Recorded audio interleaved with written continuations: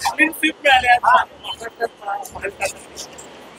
कशी प्रतिक्रिया काय सांगा? गेले 1.5-2 महिने मी सगळ्यांना सांगत होतो की महायुतीला एक अभूतपूर्व परिस्थिती कोल्हापूरमध्ये निर्माण झालेली आहे आणि महायुतीच्या 10च्या 10 जागा कोल्हापूरच्या निवडून येतील आणि महाविकास आघाडी शून्यावर राहील हे वक्तव्य मी अनेक वेळा केलेलं होतं. ते सत्यात येताना आपल्याला पाहायला मिळतं.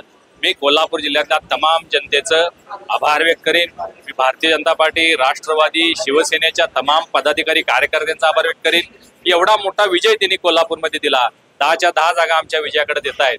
जो विश्वास वरिष्ठ नेते मंडळींनी आमच्यावर टाकला होता तो विश्वास सार्थ होत्याला दिसतोय. महाडिक पॅटर्न यशस्वी होताना दिसतोय. इथं महायुतीचा पॅटर्न यशस्वी होताना आपल्याला दिसतोय. कोल्हापूर काँग्रेस मुक्त झालेला आहे. या जिल्ह्याचे माजी पालकमंत्री सतेज पाटील यांनी गेले 15 वर्ष एक नकारात्मक राजकारण या जिल्ह्यामध्ये केलेलं आहे. तुम्ही पाहिलं असेल, स्वतःच्या उद्योगाच्या माध्यमातून काळा पैसा गोळा करायचा, त्यातून सत्ता मिळवायच्या, सत्तेत भ्रष्टाचार करायचा, त्यातून पैसा मिळवायचा, पुन्हा त्यातून सत्ता मिळवायची. हा कार्यकाळ त्यांनी 15 वर्ष या कोल्हापूर जिल्ह्यामध्ये केलेला आहे आणि हे सगळं कोल्हापूरच्या जनतेनं पाहिलेलं आहे. 15 वर्ष महापालिका त्यांच्याकडे आहे, 4 आमदार त्यांचे इथं होते, परंतु कुठल्याही पद्धतीचं भरीव काम ते कोल्हापूर जिल्ह्यामध्ये करू शकले नाहीत.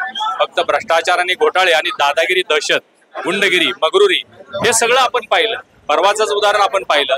राजघराण्याचा ज्या पद्धतीनं अवमान त्यांनी केला सगळ्यांच्या समक्ष, मगरुरी जी भाषा होती आणि कोल्हापूरच्या जनतेला आवडलेलं नव्हतं, म्हणून कोल्हापूर जिल्ह्यातल्या जनतेने त्यांना नाकारलेलं आहे. सतेज पाटील हे नेहमीच भडक वक्तव्य करत आलेले आहेत. महाडिक मुक्त कोल्हापूर करू, भाजप मुक्त कोल्हापूर करू, अशी वक्तव्य ते नेहमी करत आलेले आहेत. त्यांच्या या घमेंडखोर आणि मगरुरीच्या स्वभावामुळे आज कोल्हापूर जिल्हा काँग्रेस मुक्त झालेला आहे. कोल्हापूरच्या लोकांनी हे मुख्यमंत्री बनायला निघाले होते, त्यांचं ते स्वप्न धुळीस मिळवलेलं आहे.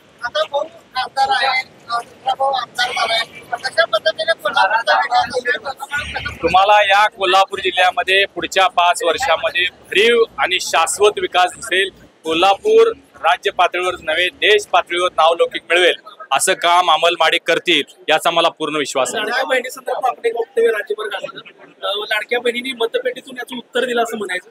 हे पहा, लाडक्या बहिणीबद्दल जे वक्तव्य माझं होतं ते मी त्याच वेळी सांगितलं होतं की असावधपणानं ते वक्तव्य झालं होतं. मी त्याची दिलगिरी व्यक्त केली होती. परंतु महाविकास आघाडीच्या सर्व वरिष्ठ नेत्यांपर्यंत त्यांनी त्याचं भांडवल करण्याचा प्रयत्न केला, कारण त्यांच्याकडे विकासाचा कुठला मुद्दा नव्हता, विकासाचा अजेंडा नव्हता, कुठला रोडमॅप नव्हता.